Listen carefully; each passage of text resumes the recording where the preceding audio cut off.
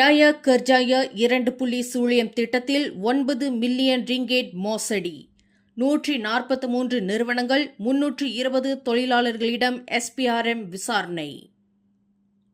அரசாங்கத்தின் வேலைவாய்ப்பு ஊக்குவிப்பு திட்டமான டய கர்ஜாய 2 புள்ளி சூழியமில் முறைகேடுகள் நடந்துள்ளதை மலேசிய ஊழல் ஒழிப்பு ஆணையமான SPRM கண்டறிந்துள்ளது.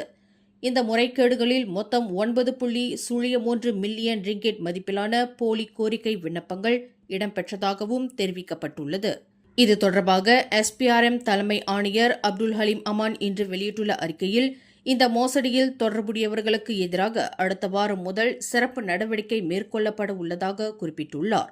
மேலும் கடந்த 2024 மற்றும் 2025 ஆண்டுகளில் சமூக பாதுகாப்பு நிறுவனமான பெர்கேசோ முன்னெடுத்த இத்திட்டத்தின் அரசாங்க நிதி தவறாக பயன்படுத்தப்பட்டதாக எழுந்த குற்றச்சாட்டுகளின்படி மேற்கொள்ளப்பட்ட விசாரணையில் நாடு முழுவதும் 143 நிறுவனங்களுக்கும் 320 தொழிலாளர்களுக்கும் தொடர்பு இருப்பது கண்டறியப்பட்டுள்ளதாக அப்துல் ஹலீம் அமான் தெரிவித்துள்ளார். டய கர்ஜாய 2 புள்ளி சூழியம் திட்டத்தின் கீழ் மாற்றுத்திறனாளிகள், முன்னாள் கைதிகள் மற்றும் மூத்த குடிமக்கள் உட்பட தகுதியுள்ள ஒவ்வொரு தொழிலாளியையும் பணியமர்த்தும் போது அரசாங்கம் 6 மாதங்களுக்கு மாதம் 1500 ரிங்கெட் ஊதிய ஊக்கத்தொகையை முதலாளிகளுக்கு வழங்குகின்றது. என்றாலும் SPRMின் முதற்கட்ட விசாரணையின் அடிப்படையில் இத்திட்டத்தை செயல்படுத்துவதில் பல சிக்கல்கள் கண்டறியப்பட்டுள்ளன.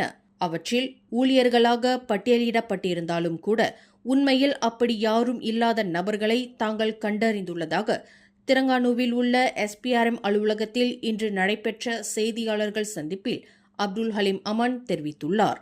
இதனிடையே சுமார் 45 மில்லியன் ரிங்கெட் மதிப்பிலான இதே போன்ற நடவடிக்கைகளில் ஈடுபட்டதாக சந்தேகிக்கப்படும் மேலும் 1638 நிறுவனங்களை SPRM அடையாளம் கண்டுள்ளதாகவும் அப்துல் ஹலீம் அமான் தெரிவித்துள்ளார்.